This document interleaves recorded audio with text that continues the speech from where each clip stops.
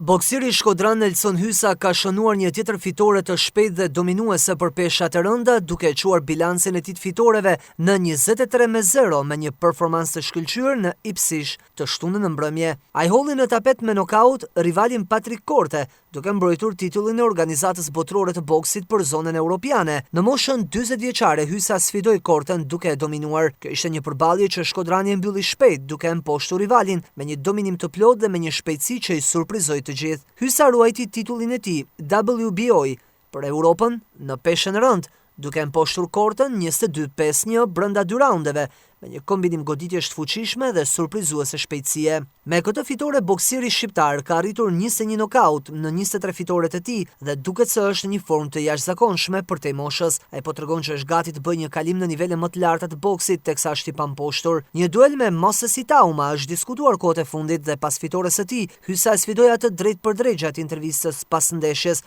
duke i thënë Itauma po të pres në ring.